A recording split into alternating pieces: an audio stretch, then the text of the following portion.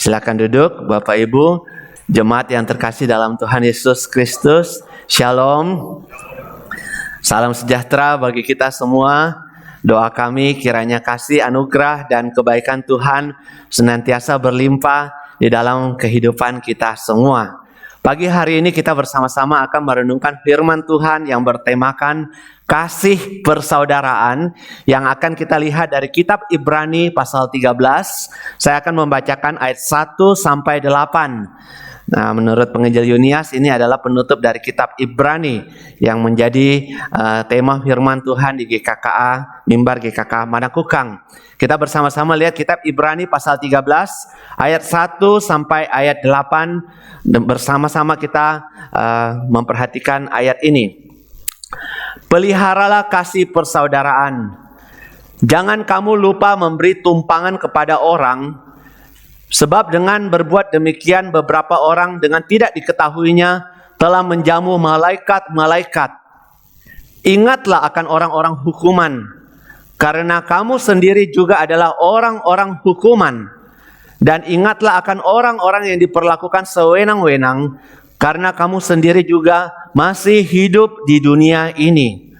Ayat 4. Hendaklah kamu semua penuh hormat terhadap perkawinan, dan janganlah kamu mencemarkan tempat tidur, sebab orang-orang sundal dan pezina akan dihakimi Allah.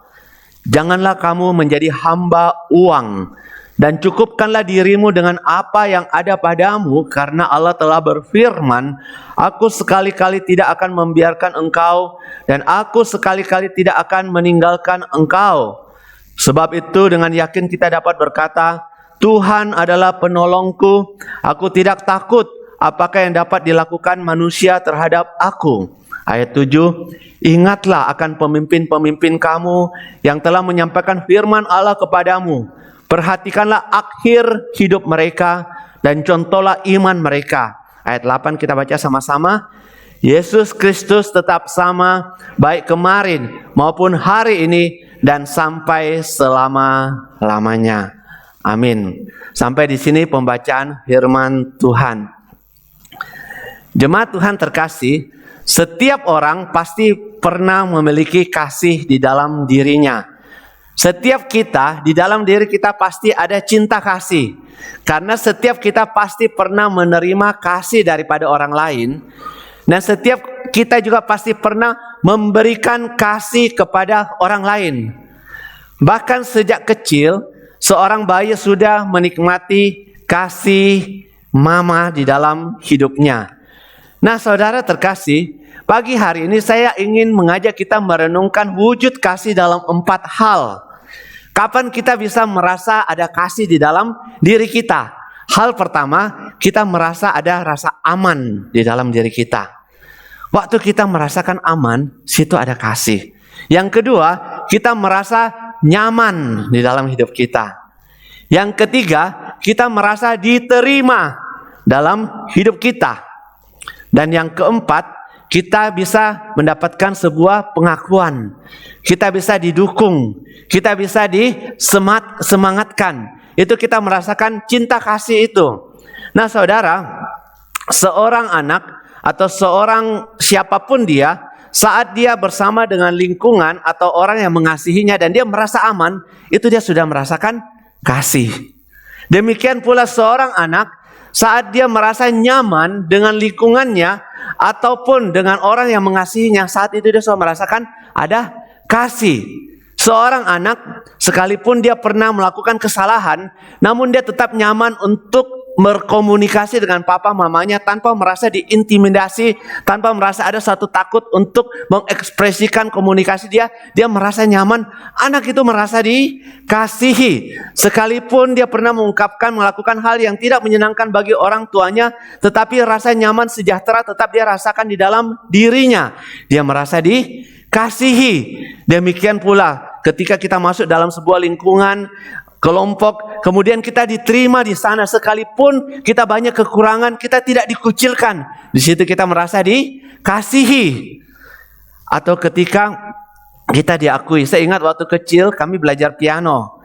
Nah, ketika kami bisa memainkan satu lagu baru, kemudian kami main di depan orang memberikan support, tepuk tangan, orang mendukung, Orang mengakui ketika kami mendapat tepuk tangan, kami merasa kami didukung dan kami merasa dikasihi karena orang-orang ini mensupport kita bisa disemangatkan, bisa belajar lagu lain yang lebih baik lagi. Itulah kehidupan manusia yang penuh dengan cinta kasih. Dia butuhkan rasa aman, nyaman, rasa diterima dan rasa diakui, didukung. Namun saudara terkasih, sejak manusia jatuh ke dalam dosa, maka manusia kehilangan kasih itu. Manusia kehilangan rasa aman, manusia kehilangan rasa nyaman, manusia merasa tidak diterima, bahkan dia tidak lagi merasa dia kehilangan status sebagai anak Allah. Ketika dia jatuh dalam dosa, manusia sudah tidak diterima oleh Allah. Dia diusir keluar dari Taman Eden. Dia tidak diterima lagi untuk diam di dalam hadirat Tuhan. Karena apa? Hubungan relasi indah antara manusia dengan Allah sudah rusak oleh karena dosa yang manusia perbuat sendiri. Nah saudara, ketika manusia sudah rusak relasi dengan Tuhan, manusia sudah hilang kasih Allah, apa yang manusia lakukan? Ketika saudara kehilangan rasa aman, saudara kehilangan rasa nyaman, saudara kehilangan rasa diterima, saudara merasa tidak diakui, apa yang saudara lakukan? Saya rasa hal yang kita lakukan, kita akan berjuang, kita akan berkelana, kita akan mencari untuk mendapatkan rasa aman, nyaman itu kembali. Kita lakukan segala hal supaya kita bisa diterima kembali. Demikian halnya dengan manusia yang sudah jatuh ke dalam dosa. Ketika dia bersama dengan Tuhan, dia merasa menerima kasih Allah. Tetapi saat dia berdosa, dia kehilangan rasa Allah, kasih Allah, maka dia berkelana berusaha memperoleh kasih Allah itu kembali. Nah saudara, apa yang manusia lakukan? Akhirnya manusia memakai caranya sendiri. Cara apa? Orang mencari berbagai macam cara untuk bisa memperoleh rasa aman. Contohnya, manusia berjeri lelah dalam hidup. Dia akan berupaya untuk mencari uang. Dengan uang dia rasa bisa memperoleh rasa aman. Dia memperoleh dengan pertemanan. Dengan punya banyak teman, dia merasa nyaman. Dengan pekerjaan dia berjeri lelah. Dia membangun banyak hal supaya dia bisa memperoleh apa yang sudah hilang di dalam kehidupannya. Saudara terkasih, dengan semua itu dia berharap dia bisa mendapatkan kembali apa yang pernah ada di dalam dirinya, yang sudah pernah hilang dan sudah diambil dari dalam dirinya. Timothy Keller memberikan sebuah contoh tentang upaya manusia untuk memperoleh kasih yang hilang di dalam dirinya. Dia mengatakan demikian. Manusia bekerja pagi, siang, sore, malam untuk mencari apa? Mencari uang. Mencari uang ya. Suaranya kecilnya mencari uang. Nah ada lagu sekolah minggu mengatakan apa yang dicari uang apa? Uang ya. Apa yang dicari orang pagi, siang, sore, malam apa? Uang. Nah Timothy Keller mengatakan begini. Sebenarnya manusia tidak cari uang. Dia sebenarnya bukan butuh uang, tapi dia butuh apa? Dia membutuhkan apa yang uang bisa berikan kepada dia. Ketika dia punya banyak uang, dia mendapatkan rasa aman akan masa depannya. Dia bisa deposito, dia bisa investasi, dia memberi asuransi, sehingga dia merasa aman masa depannya. Dengan ada uang, dia percaya uang bisa memberikan rasa nyaman. Dia bisa membeli fasilitas. Dan itu yang dia butuhkan yang sebenarnya hilang di dalam dirinya. Dia bisa mendapatkan approval, diterima oleh orang karena dia kaya apa yang dunia cari. Dia bisa mendapatkan pengakuan status karena dia bisa membeli sebuah pengakuan dengan uang yang sudah dia miliki. Tapi kalau uang tidak bisa memberikan rasa aman, nyaman, untuk apa itu semua? Dia pikir ini sama benda lain juga yang tidak berharga.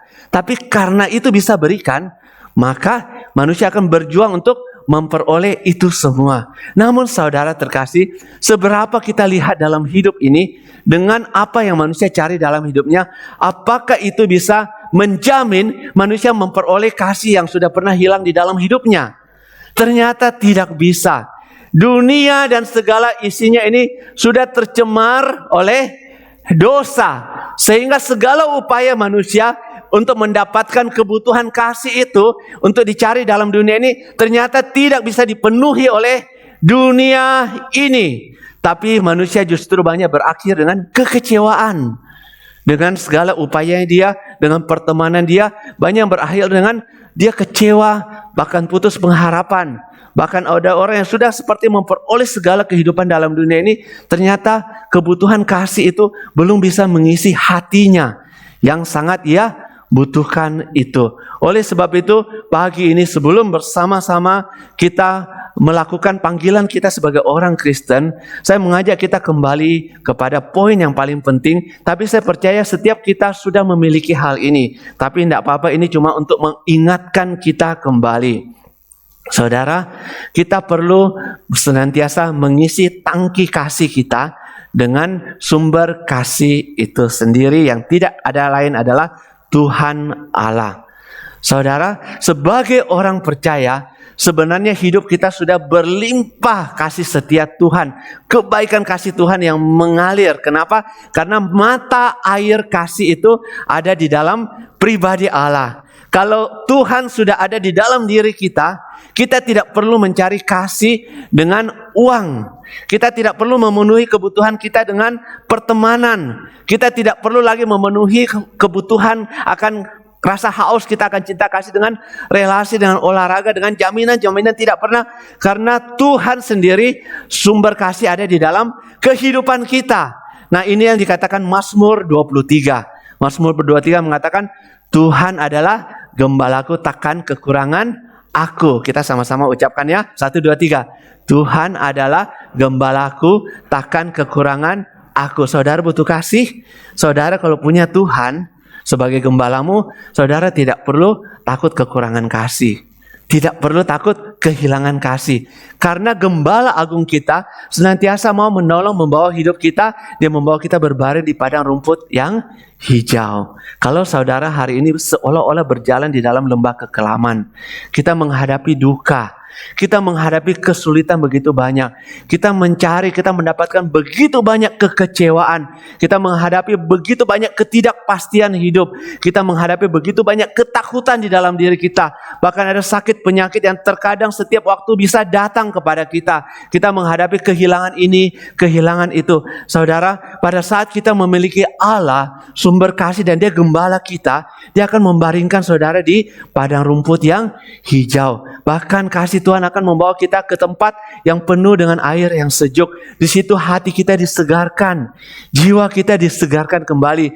Karena sumber cinta kasih itu sudah kita miliki dan itu adalah segalanya dalam hidup kita. Itu adalah pemeliharaan Tuhan. Itu adalah providensi Allah. Itu adalah intervensi Allah di dalam kehidupan anak-anaknya. Saudara terkasih, saya mau mengucapkan satu kalimat pagi ini kepada kita semua. Ketika Allah memelihara kita, itu tidak berarti hidup kita semua lancar. Ketika Allah memimpin hidup kita, tidak berarti jalan yang kita jalan itu tidak ada kerikil tajam. Tidak, saudara. Terkadang kita justru dalam pemeliharaan Allah, kita justru melihat lebih banyak tantangan, lebih banyak kesulitan, lebih banyak kerikil tajam. Kenapa?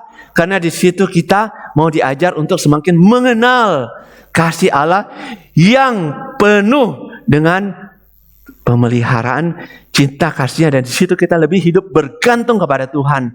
Kita tidak bergantung dengan apa yang kita miliki dalam saku kita, di dalam deposito kita, di dalam relasi kita, di dalam jaringan kita. Tapi kita lebih mengandalkan Tuhan.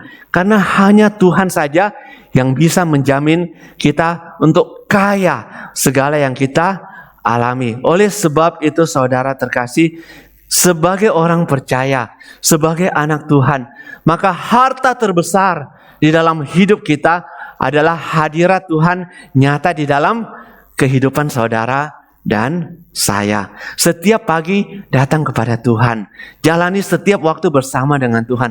Saudara tidak akan pernah kekurangan cinta kasih itu. Saya menjamin saudara punya rasa aman saat Tuhan sahabat sejati itu bersama dengan dirimu. Saudara akan nyaman sekalipun saudara menghadapi duka, kelam, tantangan, susahnya hidup ini. Ada tetap rasa nyaman karena rasa ada Tuhan yang di samping saudara, melebihi segalanya. Dia akan memberikan nyaman saudara. Kalau saudara punya tekanan darah naik turun, waduh, tiba-tiba bisa lompat turun, lo bisa lompat naik. Saudara, temukan rasa nyaman itu di dalam Tuhan. Saya baru minggu lalu saya minum obat darah tinggi karena naik tinggi ya, nggak mau turun. Akhirnya dokter bilang harus minum. Akhirnya saya harus minum karena terlalu banyak hal yang harus di kepala itu ya dipikirkan. Akhirnya minum. Tapi kalau setelah minum besoknya harus minum lagi, bukan? Nggak bisa kita berhenti. Itu malah bergantung, malah membuat kita menjadi rusak. Nah saudara, saya mencoba untuk mencari rasa nyaman dalam Tuhan. Waktu saya bergumul ini dan saya mencoba menyerahkan semua hidup saya kepada tangan Tuhan, malah tekanan saya normal terus. Sampai tekanan darah saya lebih baik daripada tekanan darah istri saya yang tidak minum darah tinggi. Waktu saya mencoba menyerahkan segala apa yang menjadi beban pikiran, tekanan kita malam tetap susah tidur karena merasa tegang dengan begitu banyaknya tugas tanggung jawab yang kita harus kerjakan. Tapi ketika kita bisa menyerahkan, saya bilang, Tuhan saya mau rasa aman malam ini, biarkan saya aman tidur. Saya merasa nyaman bersama denganmu. Nah ketika saya lakukan itu, malah tensi saya normal. Saya cek, oh normal. Pergi Prodia kemarin ketemu Ko Abun sama istri, tensi ini 120/80. Padahal saya tidak minum obat. Tapi dia bilang, Pak tetap harus minum, sudah minum. Saya bilang kalau gitu saya minum setengah. Oh boleh.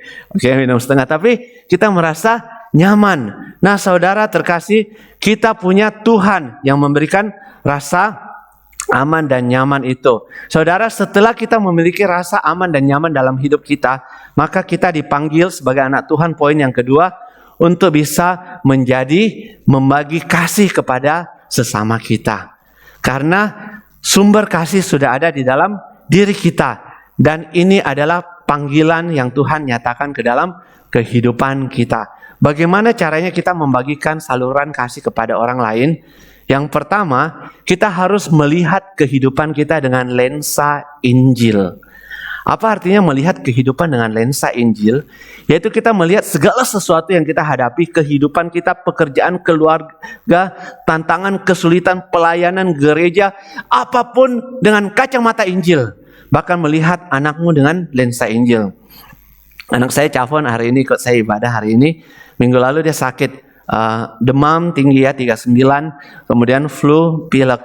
Saya bilang jangan dekat-dekat adikmu itu ya, karena kamu bisa menularkan kan.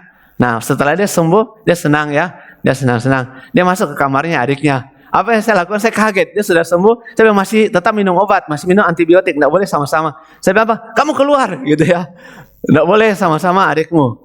Langsung istri saya malam-malam ya dia bicara sama saya. Dia bicara ya.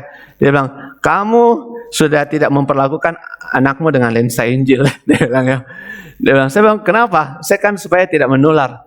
Nah, dia bilang, kamu pernah enggak ditolak Tuhan? Kamu waktu datang Tuhan pergi kamu. Pernah enggak? Tidak pernah. Waktu saya datang sama Kristus dengan segala keberdosaan saya, dengan segala kekurangan saya, pernah Tuhan usir saya? Tuhan tidak pernah mengusir saya, bukan?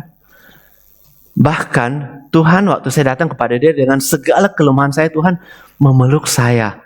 Dengan segala keterbatasan saya dan kekurangan saya, bahkan Tuhan merangkul saya. Kemudian Tuhan menyadarkan saya akan dosa-dosa saya. Kemudian Tuhan mengajarkan saya hal yang benar. Itu adalah melihat kehidupan dengan lensa Injil. Saudara pernah perlakukan orang yang dekat dengan kita dengan kasar? Mungkin tanpa sengaja kita perlakukan, tapi maksud kita baik. Tapi saudara, ketika kita melakukan hal itu, orang itu akan sakit hati. Orang itu akan merasa ditolak. Dia akan tidak diterima. Dia tidak akan merasa dikasihi. Justru ketika kita melihat kehidupan dengan lensa Injil, kita memeluk mereka seperti Kristus memeluk saudara. Saat saudara jatuh di dalam dosa. Oleh sebab itu saudara terkasih, hal yang pertama yang harus kita lakukan, mari lihat segala kehidupanmu dengan kacamata Injil Kristus. Itu berarti kita memberikan kasih kepada orang lain. Kita sama-sama melihat ya. Jadi Ibrani mengajarkan kita bagaimana bersikap terhadap kasih yang ada di dalam diri kita. Setelah kita melihat kehidupan dengan lensa Injil, maka Ibrani mengatakan sikap kita terhadap kasih persaudaraan itu, ayat 1-3 itu ada 3. Tapi sebenarnya kurang lebih sama ya. Pertama memelihara. Yang kedua mengingat, jangan kamu lupa. Dengan mengingat kurang lebih sama. Kalau saudara sudah memiliki cinta kasih di dalam dirimu, kita pelihara. Bagaimana cara memelihara cinta kasih? seperti saudara memelihara tanaman. Saudara tiap hari sirami, saudara tiap hari kasih pupuk, saudara tiap hari ajak ngomong, cepat besar, cepat berbuah. Demikian pula kasih di dalam diri kita. Pelihara. Jangan kita buang, jangan kita abaikan. Bahkan jangan kita sia-siakan.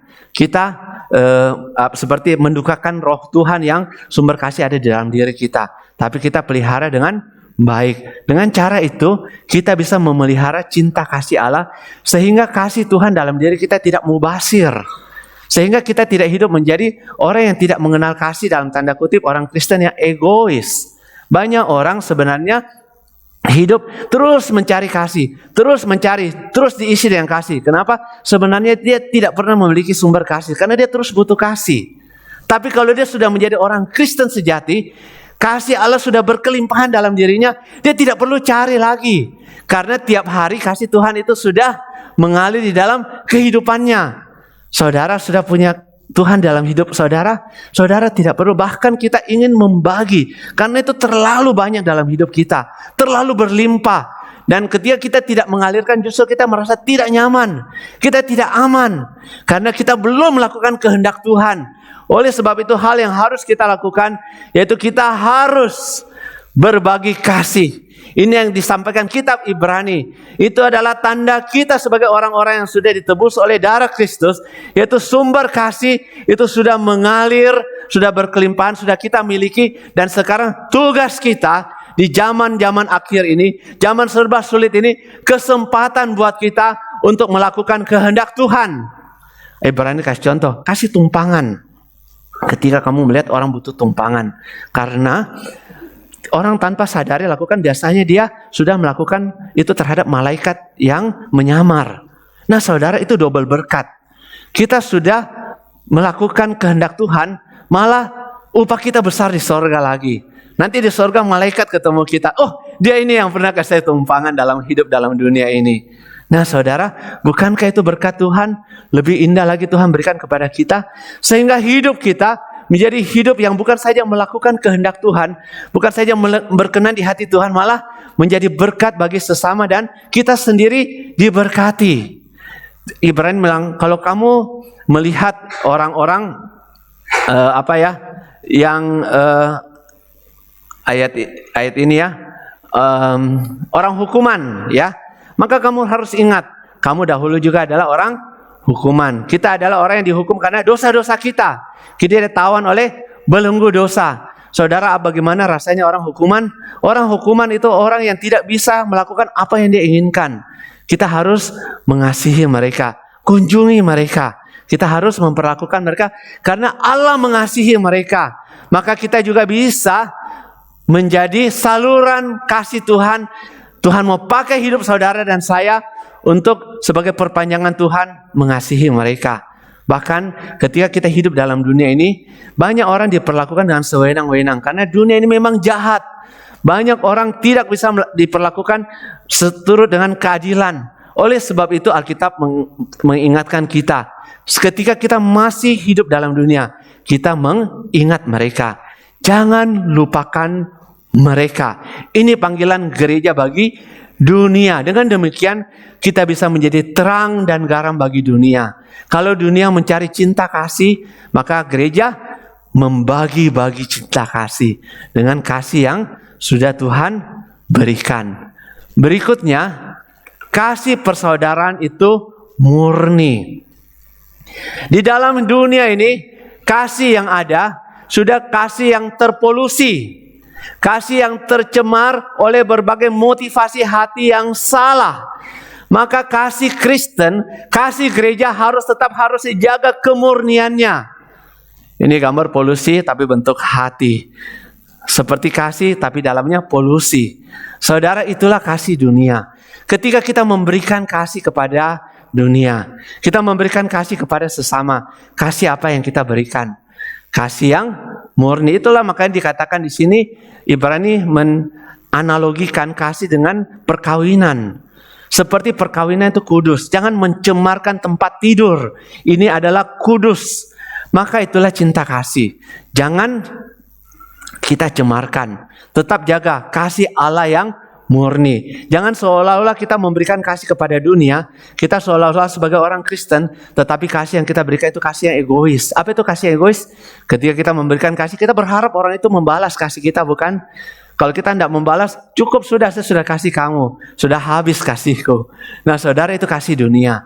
Tapi kasih Tuhan adalah kasih yang berkelimpahan. Tandanya apa? Allah sudah ada di dalam diri kita. Ini juga menjadi refleksi saya, refleksi kita sebagai anak Tuhan.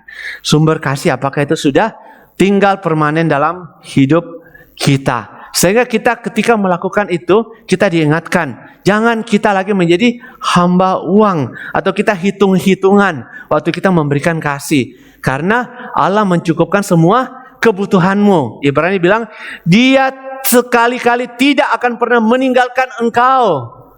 Bahkan Dia akan menolongmu ketika hidup dalam kemurnian. Kita menjaga kebenaran yang terakhir. Ketika kita melakukan kasih, ketika kita melakukan kehendak Tuhan, kasih persaudaraan itu dalam diri kita, maka Kristus akan semakin besar, Kristus akan semakin nyata, Kristus akan semakin nampak di dalam hidup saudara, di dalam hidup saya. Karena ketika orang melihat hidup kita, orang lihat Tuhan. Dia bilang, hari ini saya dikunjungi oleh malaikat, saya dikunjungi oleh Tuhan. Karena Tuhan yang besar, yang nyata dalam hidup saudara dan saya, bukan lagi kedagingan manusia saya. Makanya seringkali kita ucapkan, sepertinya saya lihat malaikat yang datang ya. Sepertinya saya lihat Tuhan yang datang ya. Karena apa? Karena kelimpahan kasih Allah itu ada di dalam hidup orang yang melakukan kehendaknya dengan setia. Maka dikatakan ketika kita melakukan kehendak Tuhan, ingat pemimpin kamu. Siapa pemimpin kita? Sampai akhir hidup dia memberikan kasih. Siapa dia? Yesus Kristus. Yesus Kristus mengakhiri hidupnya dalam dunia ini. Dia memberikan kasih yang terbesar yang dibutuhkan oleh dunia ini. Itulah kasih yang di atas salib. Kasih di mana Kristus disalibkan di tempat yang begitu menakutkan, begitu menyakitkan, begitu mengerikan. Dirinya Dia berikan bagi dunia yang sudah tidak memiliki kasih lagi. Karena dosa sudah menguasai dunia ini. Manusia tidak diterima, manusia kehilangan rasa aman, kehilangan rasa nyaman, kehilangan pengakuan, kehilangan status. Maka Yesus mau mati di atas kayu salib untuk mengembalikan kebutuhan manusia akan cinta kasih Allah yang begitu besar. Maka Dia naik di atas kayu salib. Dia adalah teladan bagi hidup kita. Saudara, kita duduk di tempat ini. Adakah kita memberikan kasih Allah kepada saudara seiman kita? Saya mengingatkan jemaat kami di GKKA Tanjung Bunga.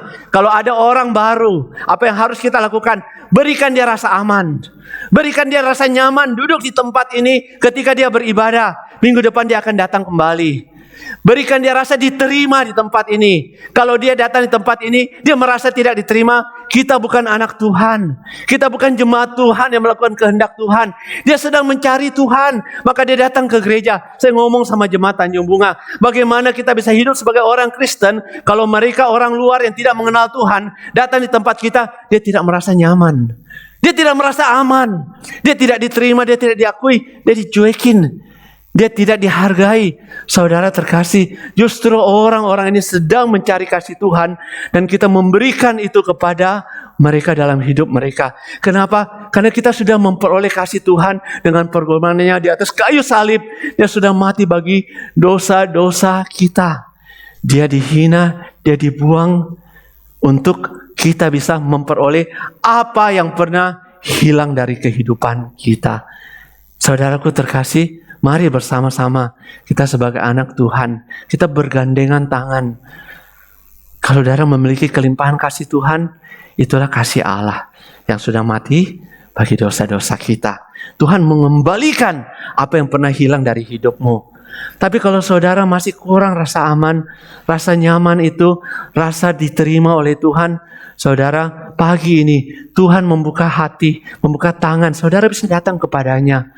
Saudara boleh kembali mengenal cinta kasih-Nya. Saudara boleh membuka hidup saudara untuk diisi oleh cinta kasih Tuhan yang begitu besar. Mati di atas kayu salib. Beberapa waktu yang lalu saya dengan anak-anak pemuda Tanjung Bunga, saya membeberkan dengan detail akan pengorbanan kasih Kristus, penderitaannya terutama. Karena anak muda ketika mendengar orang menderita, mereka lebih mau serius dengar. Maka satu hal yang saya gambarkan itu tentang waktu Yesus dicambuk dengan cambuk Romawi. Itu adalah sebuah cambuk yang dibuat sebenarnya didesain oleh orang Yunani. Tetapi orang Yunani mendesain itu dengan bola dengan banyak duri, kemudian dibuat sebuah tulang kering, itu ditaruh supaya waktu dicambuk itu daging pecah. Tapi orang Romawi menyempurnakan dengan lebih menyakitkan, sehingga bukan cuma daging yang pecah, tapi ada daging yang tertarik keluar. Itu ya, singkat itu ya. Saya waktu saya ngomong gitu ya satu kali ya, dan orang-orang yang mencambuk itu adalah orang-orang yang dipilih, pasukan yang garang, yang tidak punya hati nurani, dan ditempatkan sisi kanan dan kiri Tuhan Yesus. Waktu dicambuk, Tuhan Yesus diangkat sampai semuanya diangkat gitu ya, ditelanjangi. Dan 39 kali itu digambarkan sebenarnya lebih menyakitkan daripada video yang kita pernah nonton, yaitu semua sampai daging dan bagian tulang tanpa ada bagian yang tidak tercabut keluar. Itu ya, belum waktu dia memanggul salib dia harus mengalami gesekan, belum harus waktu di salib ketika dia salibkan darah keluar, tapi ketika dia jatuh ke bawah dia harus ambil nafas, kekurangan oksigen, tarik gitu, di situ dia mencoba lagi itu menggesek lagi tubuh Tuhan yang hancur. Kenapa Tuhan Yesus jalankan itu semua? Waktu saya membeberkan itu ke anak pemuda, menceritakan, mereka lihat itu adalah kasih Tuhan kepada mereka, sakit yang Tuhan terima. Karena apa? Karena kita punya kebutuhan yang Tuhan mau kembalikan. Kebutuhan akan kasih Allah yang begitu besar. Saudara terkasih, waktu kita mengasihi sesama dengan kasih persaudaraan, di penutup kitab Ibrani ini, saudara kalau membaca ayat selanjutnya, ayat 9 sampai ayat 13 itu menggambarkan Kristus ditaruh di luar kota, bukan di dalam kota Yerusalem. Di situ disiksa, itu punya makna yang sangat dalam. Nanti hamba Tuhan, Pak Yunias, Ibu Suci menjelaskan kepada kita semua, itu adalah suatu bagian yang penting kita memahami apa yang Yesus lakukan supaya kita bisa diterima kembali masuk ke dalam pelukan Tuhan. Seperti kasih yang pernah Tuhan berikan kepada Adam dan Hawa, kita dibawa kembali dengan kematian dan pengorbanan Yesus Kristus. Pagi hari ini adalah minggu pertama bulan Oktober. Kita akan kembali masuk dalam perjamuan kudus. Kita akan mengenang cinta kasih Tuhan. Mari kita merenungkan kasih Allah yang begitu besar. Mari kita hidup sehingga hidup kita menjadi orang-orang yang melakukan firman Tuhan. Tuhan menolong kita, mari kita satu dalam doa. Terima kasih Tuhan untuk kebenaran firman Tuhan yang bisa kami renungkan bersama pada pagi ini. Tuhan tolong jemaat-Mu agar jemaat-Mu bisa kembali diingatkan akan cinta kasih Tuhan yang besar. Dan biarlah cinta kasih Tuhan yang besar itu menjadi bagian dalam kehidupan kami orang-orang percaya. Terima kasih Bapa, dengar doa kami. Dalam nama Tuhan Yesus Kristus kami sudah berdoa. Amin.